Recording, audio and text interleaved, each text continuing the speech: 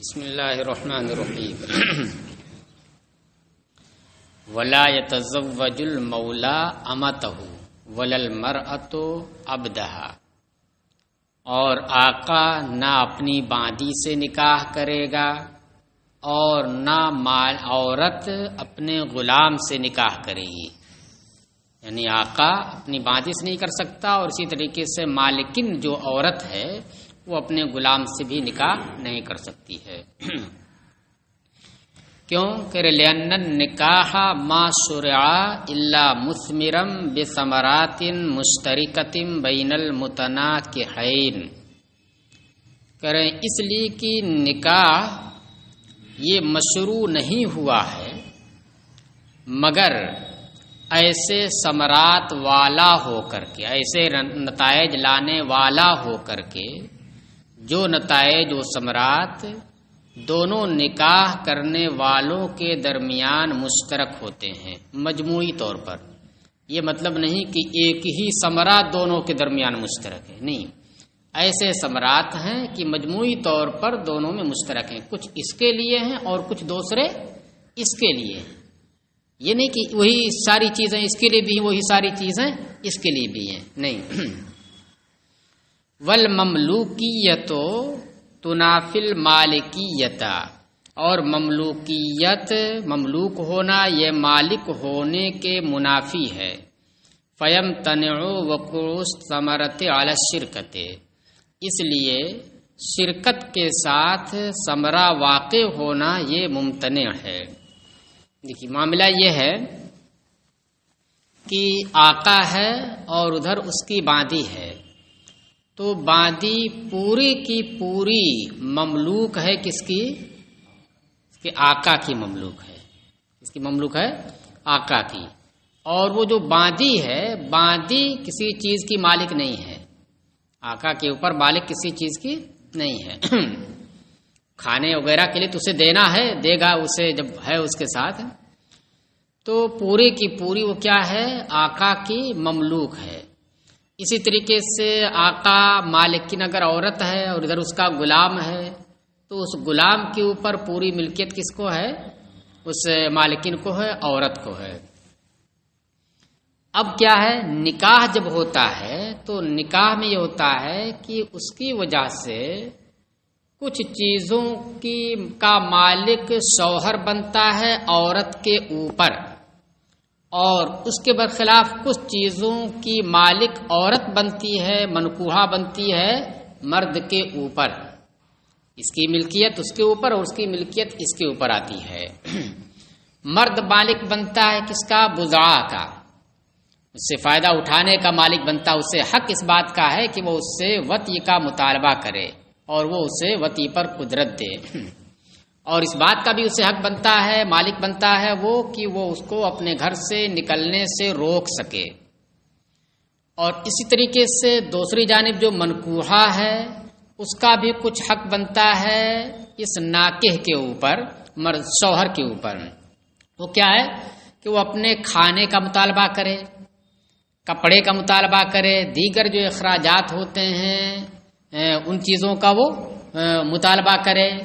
اسی طرح سے اگر شوہر عزل کرنا چاہ رہا ہے، عزل کا مطلب کیا ہوا کہ وطی کرے اور جب انزال ہونے والا ہو تو پھر جدا ہو جائے، جب انزال ہونے والا ہو تو وہ جدا ہو جائے۔ تو شوہر اگر عزل کرنا چاہ رہا ہے تو وہ عورت کو اختیار ہے، وہ اس بات کی مالک ہے، اسے روکے کہ نہیں، عزل کی اجازت ہماری طرف سے نہیں ہے، تو وہ نہیں کر سکتا ہے وہ۔ تو اس طرح سے کچھ چیزوں کی مالک بیوی بنتی ہے شوہر کے اوپر، اور کچھ چیزوں کا مالک شوہر بنتا ہے اپنی بیوی کے اوپر۔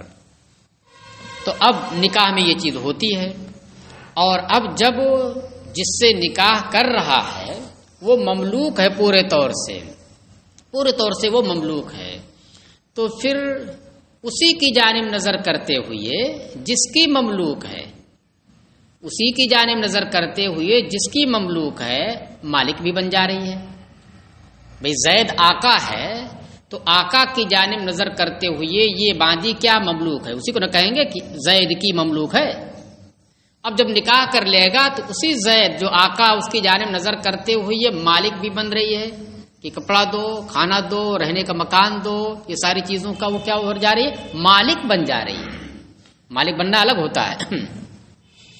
تو ایک مملوک کیسے مالک بن سکتی ہے؟ مملوک اور مالکیت میں منافات ہے، دو جہتیں ہو سے تو کوئی بات نہیں ہے، لیکن ایک ہی جہت یہاں پر، اسی جہت سے زید ہی کی جانب نظر کرتے ہوئے یہ مملوک بھی ہے اور زید ہی کی جانب نظر کرتے ہوئے مالک بھی بن جا رہی ہے وہ۔ اس لیے یہی ہے کیا، والمملوکیت تنافی المالکیت۔ لیکن اب آپ سوال کر سکتے ہیں تو اس کا مطلب یہ ہوا کہ کوئی باندی اگر ہے یا کوئی غلام ہے تو اس کا نکاح ہی نہیں ہوگا کسی سے۔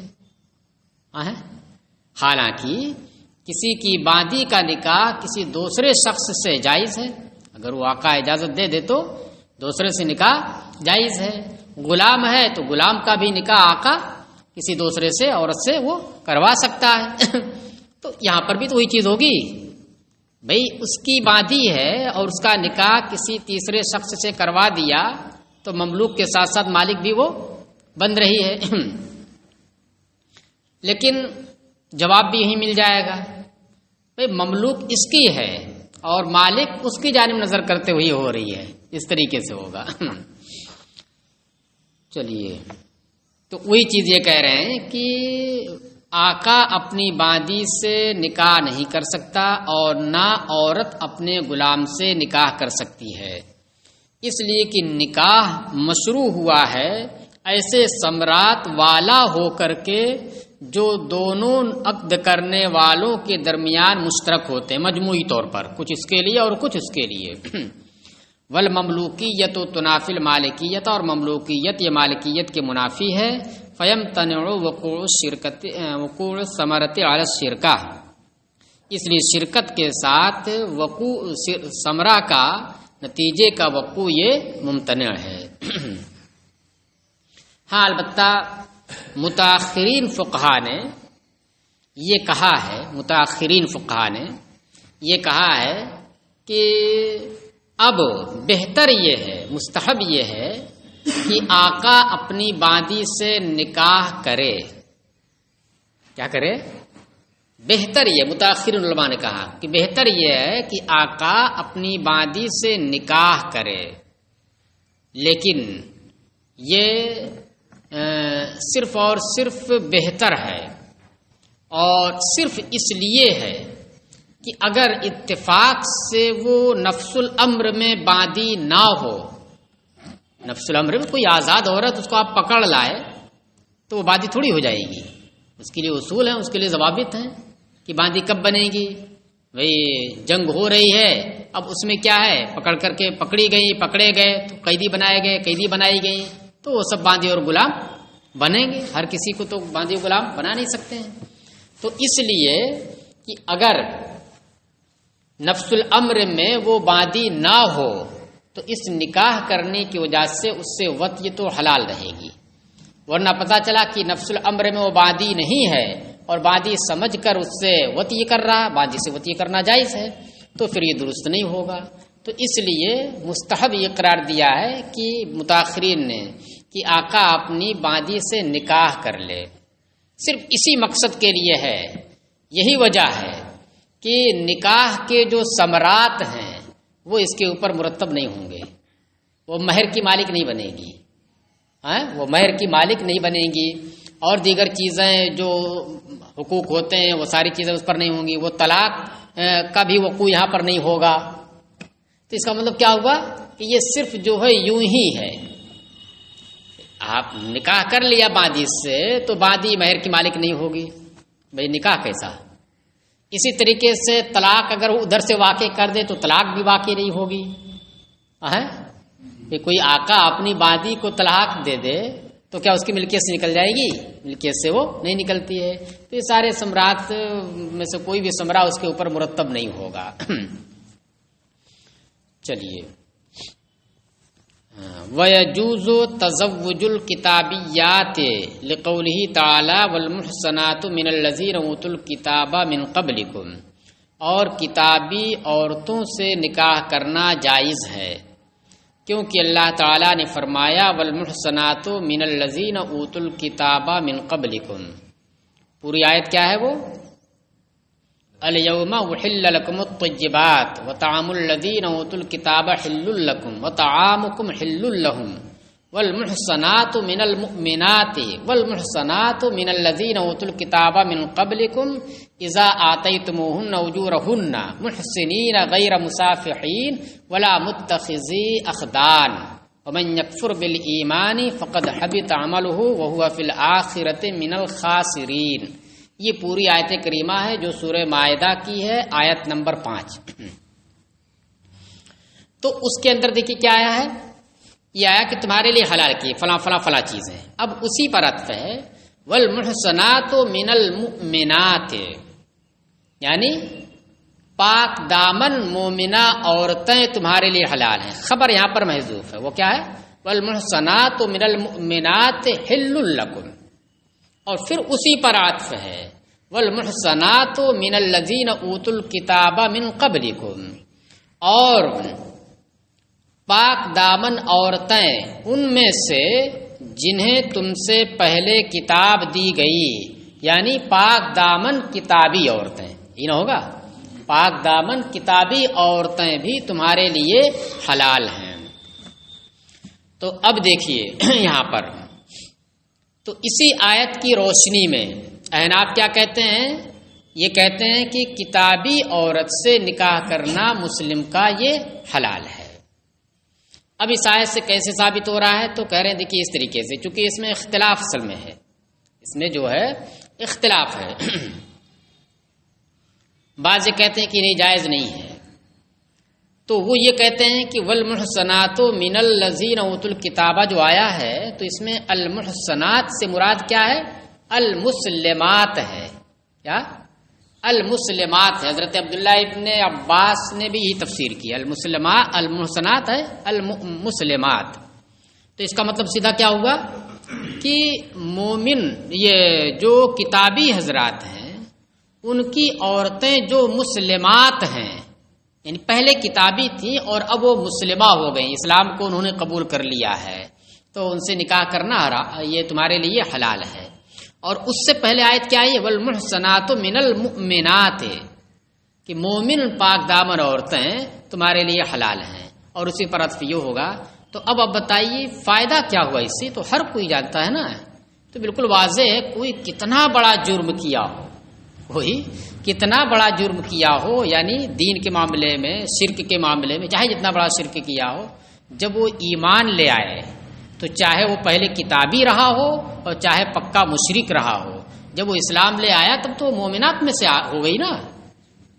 کیا ہے؟ کیا فرق رہ گیا دونوں میں؟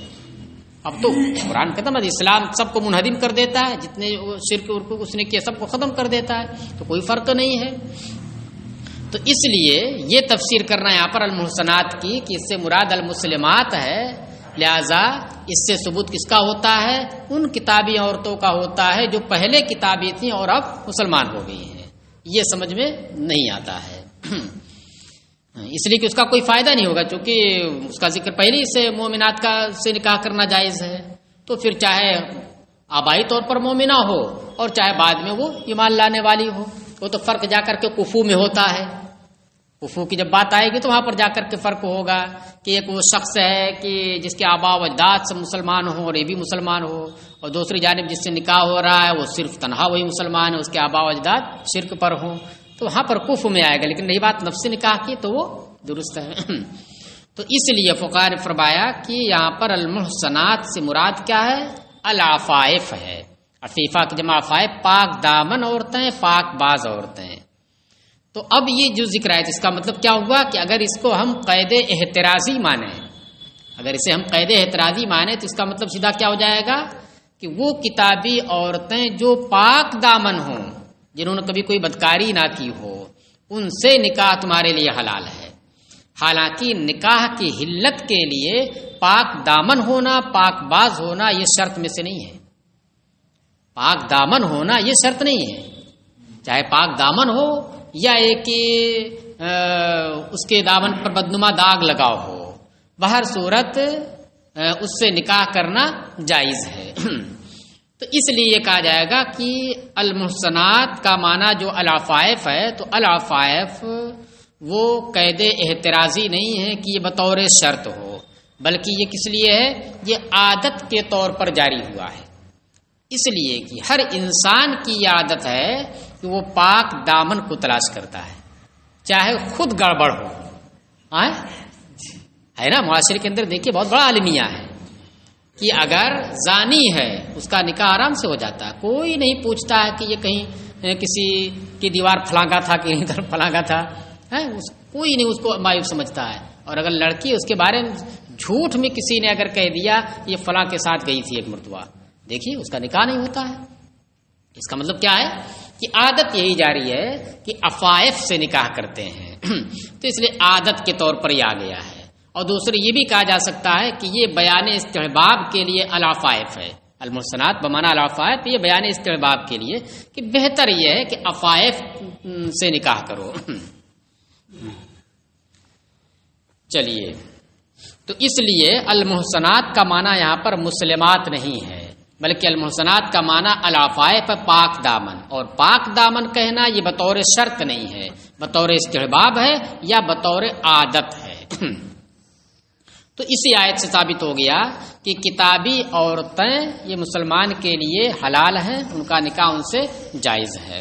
اس سے پہلے بات آئی تھی، تم نے آپ کو بتایا تھا کہ کتابی کے ذبیحے کی بات کہیں آئی تھی نا. ہاں، تو دیکھیے ان کا ذبیحہ بھی حلال ہے اور ان سے نکاح کرنا بھی، ان کے عورتوں سے نکاح کرنا بھی حلال ہے، اور یہ خلاف قیاس ہے.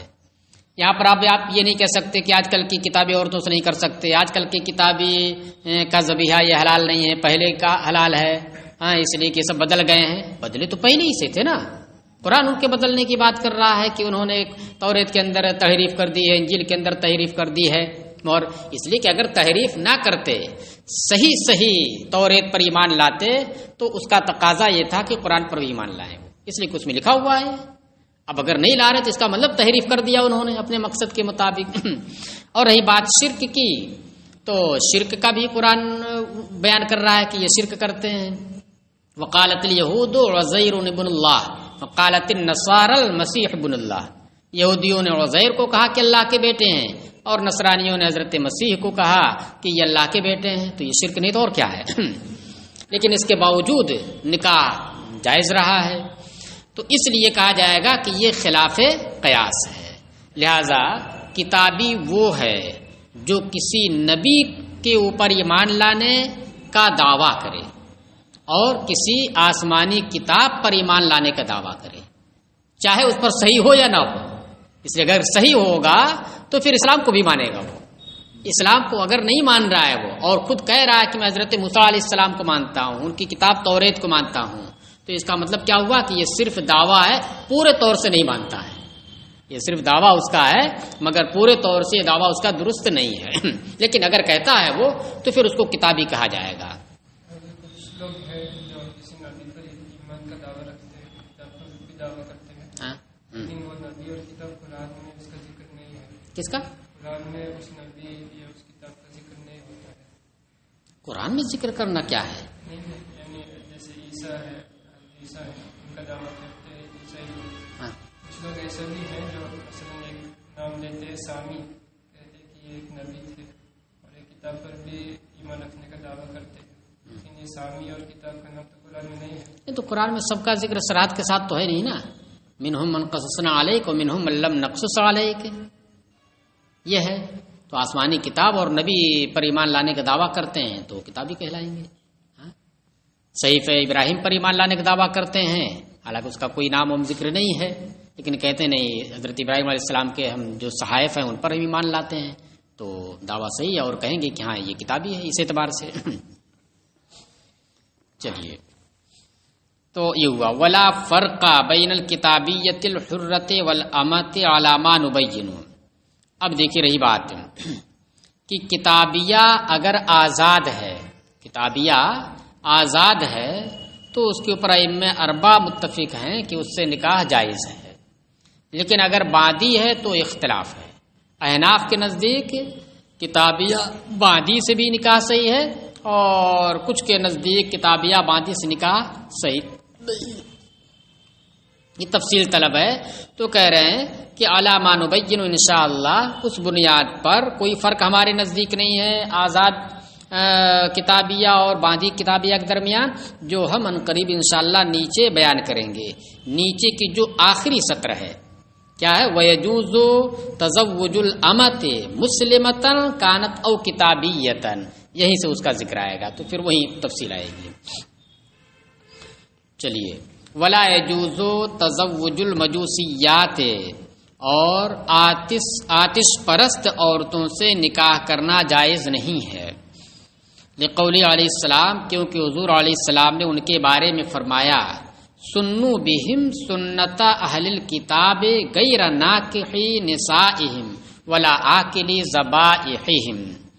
دیکھیے، ایک ہے اہل کتاب ذمی کتابی ہیں اور وہ ذمی بنا لیے گئے مسلمانوں کے اس میں آ گئے، تو ان کے بارے میں کیا کہا گیا کہ بھائی اگر اسلام لے آ رہے ہیں فبہا، اور اگر نہیں لا رہے تو ان کے اوپر جزیہ مقرر کیا جائے، اور ان سے نکاح بھی کر سکتے ہیں، ان کا ذبیحہ بھی کھانا حلال ہے۔ اب رہی بات مجوسیوں کی، تو مجوسیوں کے بارے میں سرکار نے کیا فرمایا؟ سنو بہم سنت اہل الکتاب، ان کے ساتھ اہل کتاب جیسا معاملہ کرو، سننا یا سنو معاملہ کرنا، ان کے ساتھ اہل کتاب جیسا سلوک کرو۔ کون سا؟ وہی اسلام لے آئیں فبہا، کوئی جزیہ نہیں، اور اگر نہیں لا رہے ہیں تو مطلب دارالاسلام میں رہنا چاہتے ہیں تو پھر ان کو جزیہ دینا ہوگا۔ ہاں، تم ان کے ساتھ اہل کتاب جیسا معاملہ کرو، مگر ہر چیز میں نہیں، کچھ چیزیں مستثنا ہیں، تو جس کا استثنا کیا جا رہا ہے اسی سے سمجھ میں آ گیا کہ مجوسی عورتوں سے نکاح جائز نہیں، نہ ان کا ذبیحہ جائز ہے۔ غیر ناکحی نسائہم ولا آکلی ذبائحہم، سوائے اس کے کہ ان کی عورتوں سے تم نکاح کرو اور ان کے ذبیحے کھاؤ، یعنی ان کو الگ کر دیجئے، ان چیزوں میں ان کے جیسا وہ نہیں کرنا ہے۔ اس کا مطلب کیا ہوا کہ کتابیوں کا ذبیحہ بھی کھانا حلال ہے اور ان کے عورتوں سے نکاح کرنا بھی حلال ہے، اور مجوسی ہیں تو ان کے ساتھ دیگر معاملات انہی جیسے کیے جائیں گے، مگر ان دونوں معاملوں میں ان سے الگ ہو جائیں گے، نہ ان کا ذبیحہ کھانا ہے نہ ان سے نکاح کرنا ہے۔ ولل وثنیات، اور نہ بت پرست عورتوں سے نکاح کرنا جائز ہے۔ الوثنیات یہ سب اسی کے اوپر عطف ہوگا مضافلے پر، المجوسیات والوثنیات، لقولہ تعالی ولا تنکحوا المشرکات حتی یؤمنن، کیونکہ اللہ تعالیٰ نے فرمایا کہ تم مشرکات سے نکاح نہ کرو یہاں تک کہ وہ ایمان لے آئیں۔ وَيَجُوزُ تَزَوُّجُ الصَّابِيَّاتِ إِن كَانُوا يُؤْمِنُونَ بِدِينٍ وَيُقِرُّونَ بِكِتَابٍ، اور صابی عورتوں سے نکاح کرنا جائز ہے اگر وہ لوگ، دیکھیے اب یہ مذکر غائب کا صیغہ آ گیا نا، یہاں آ رہا کیا؟ صابیات ہے، اور آگے کہہ رہا ان کانوا یؤمنون، تو اس میں خاص عورتوں ہی کو نہیں بتانا، پوری یونٹی کو بتانا ہے، پوری قوم کو بتانا ہے کہ اگر وہ اس طریقے کے ہوں تو ان کی عورتوں سے نکاح کرنا جائز ہے۔ اگر وہ لوگ یعنی صابی لوگ، صابی عورتیں نہیں، صابی لوگ جن میں وہ بھی آ جائیں گے، اگر وہ لوگ کسی دین پر ایمان رکھتے ہوں اور کسی کتاب کا اقرار کرتے ہوں تو ان سے نکاح کرنا جائز ہے۔ کیوں؟ اس لیے کہ لأنہم من اہل الکتاب، اس لیے کہ اس صورت میں وہ اہل کتاب سے ہوں گے اور اہل کتاب کے تحت داخل ہو جائیں گے تو اس کا حکم معلوم ہو گیا اوپر۔ اچھا، وَإِن كَانُوا يَعْبُدُونَ الْكَوَاكِبَ، اور اگر وہ ستاروں کی پرستش کرتے ہوں، وَلَا كِتَابَ لَهُمْ، اور ان کے پاس کوئی کتاب نہ ہو جس کا اقرار کرتے ہوں، لَمْ تَجُزْ مُنَاكَحَتُهُمْ، تو ان سے مناکحت کرنا، نکاح کرنا یہ جائز نہیں ہوگا، لأنہم مشرکون، اس لیے کہ وہ مشرک ہیں۔ دیکھیے معاملہ اصل میں یہ کہ یہ کیوں ایسا کہا، یہ اس لیے ایسا کہا کیونکہ صابیوں سے نکاح کی حلت و حرمت کے تعلق سے امام اعظم اور ان کے اصحاب کے درمیان اختلاف ہے۔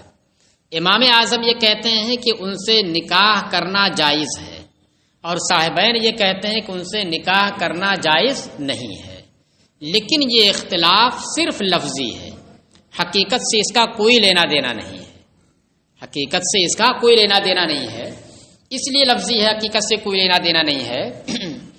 کیونکہ امام اعظم نے جو یہ کہا کہ صابیات سے نکاح جائز ہے تو وہ یہ کہتے ہیں کیونکہ صابی جو ہوتے ہیں وہ ستاروں کی پرستش نہیں کرتے ہیں، ستاروں کی پرستش نہیں کرتے ہیں، بلکہ وہ ستاروں کا احترام کرتے ہیں ہمارے احترام قبلہ کی طرح۔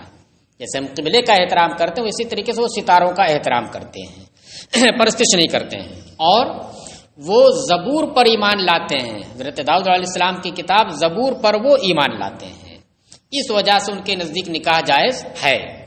اور صاحبین کہتے ہیں کہ نکاح جائز نہیں ہے۔ کیوں جائز نہیں ہے؟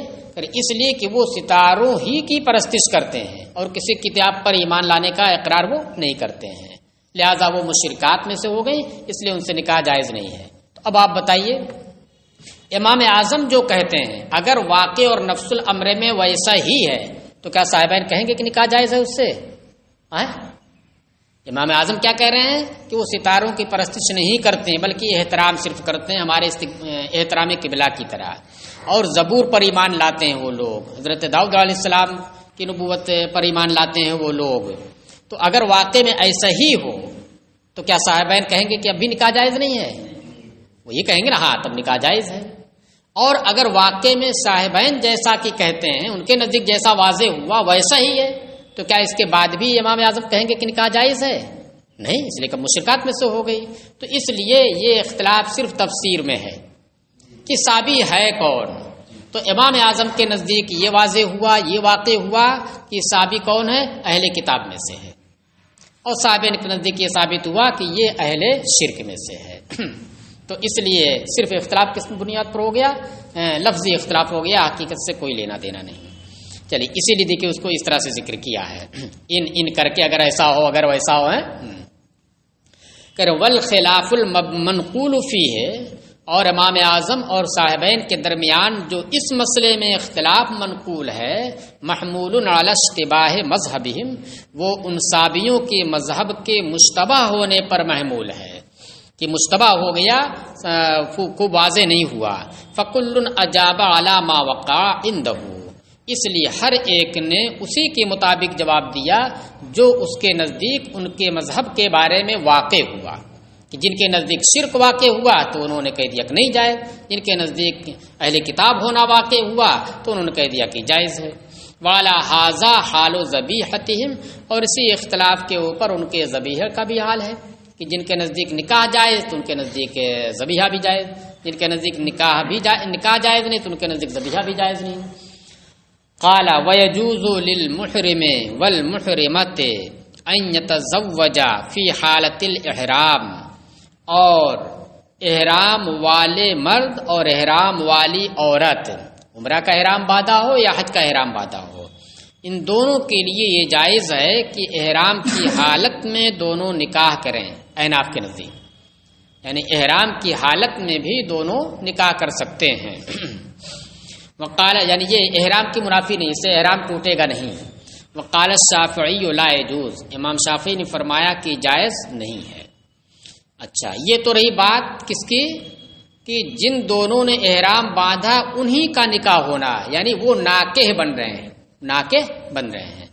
اب ایک چیز یہ ہے کہ خود تو ناکح نہیں ہے، محرم ہو کر کے خود تو ناکح نہیں ہے، ہاں منکح ہے، مزوج ہے، نکاح کرانے والا قاضی ہے وہ، تو کہہ رہے کو بھی جائز نہیں ہے۔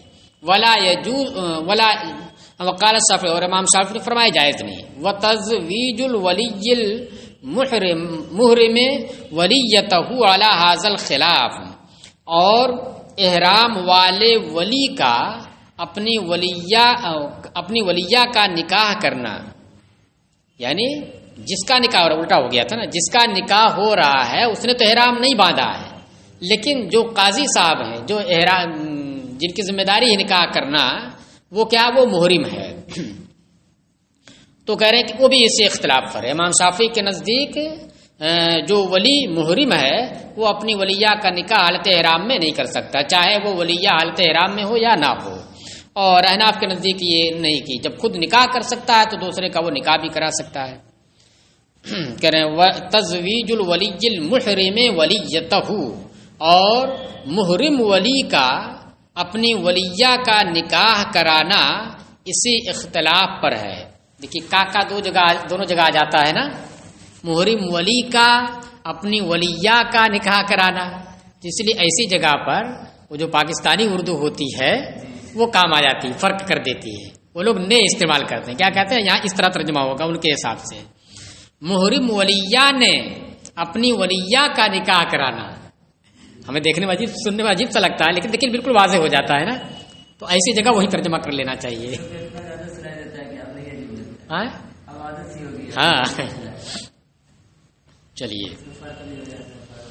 ہاں لہو قولہ علیہ السلام، امام شافعی جن کے نزدیک جائز نہیں ہے، ان کی دلیل حضور علیہ السلام کا یہ فرمان ہے لا ينکح المحرم ولا ينکح، نہ محرم نکاح کرے اور نہ اس کا نکاح کرایا جائے. ولنا ما روی انہ علیہ السلام، اور ہماری دلیل وہ حدیث ہے جو مروی ہے کہ حضور علیہ السلام نے کیا کیا، تزوج بمیمونۃ، حضرت ام المؤمنین میمونہ سے نکاح فرمایا، وہو محرم، احرام کی حالت میں. عمرۃ القضاء کے موقع پر آپ نے ان سے نکاح فرمایا اور آپ احرام کی حالت میں تھے. اور بخاری شریف میں یہ ہے کہ اور جب حلال ہو گئے یعنی نکاح سے وہ احرام سے نکل گئے تو دخول بھی فرمایا. اور اس میں بھی ہے کہ مقام شریف میں آپ کا انتقال بھی ہوا ہے، مقام شریف میں. تو احرام کی حالت میں نکاح فرمایا ہے. کس نے فرمایا ہے؟ نبی کریم صلی اللہ علیہ وسلم نے. اس پر سبھی متفق ہیں، ائمہ اربعہ اس بات پر متفق ہیں. اچھا، وما رواہ، تو یہ ہوا ہماری دلیل کیا کہ حضور علیہ السلام نے احرام کی حالت میں حضرت میمونہ سے نکاح فرمایا. تو اس سے سمجھ میں آیا کہ احرام کی حالت میں نکاح کرنا جائز ہے. اب وہ حدیث بھی ہے جس میں آیا کہ محرم نکاح نہ کرے، نہ نکاح کرایا جائے، اور یہ حدیث اس سے سمجھ میں آ رہا کہ حضور نے خود نکاح کیا. تو پھر جو لوگ کہتے ہیں کہ نکاح جائز نہیں ہے احرام کی حالت میں، تو وہ اس حدیث کا جواب یہ دیتے ہیں کہ یہ حضور کی خصوصیت میں سے ہے، اس میں سے ہے، حضور کی خصوصیت میں سے. چلیے، وما رواہ محمول علی الوطی، اور ہم اس کو عموم پر محمول کرتے ہیں. ہاں، ہم اس حدیث کی تعبیر کرتے ہیں، اس حدیث کی لا ينکح المحرم ولا ينکح، اس کی تعبیر کرتے ہیں کہ اور وہ جس کو امام شافعی نے روایت کیا ہے محمول علی الوطی، اس کو وطی پر محمول کیا جائے گا. یعنی اس حدیث کا مطلب کیا ہے کہ احرام والا نہ تو وطی کرے اور نہ وطی کرائے. تو اب اس کا مطلب وطی کرے، یہ تو بات سمجھ میں آتی ہے. وطی کرانے سے جو روکا گیا، تو کیا وطی بھی کوئی کراتا ہے؟ یعنی احرام کی حالت میں نہ ہو تو وطی کرا سکتا ہے، جائز ہے یہ؟ ایسا تو نہیں ہوتا. تو اس کا مطلب ہے کہ قدرت دلانا، کیا ہے؟ اسے قدرت دلانا. یہ تھوڑی کہ وہاں کھڑا ہو کر کے دونوں کو ملائے ایک دوسرے سے، یہ مطلب نہیں ہے. قدرت دلانا.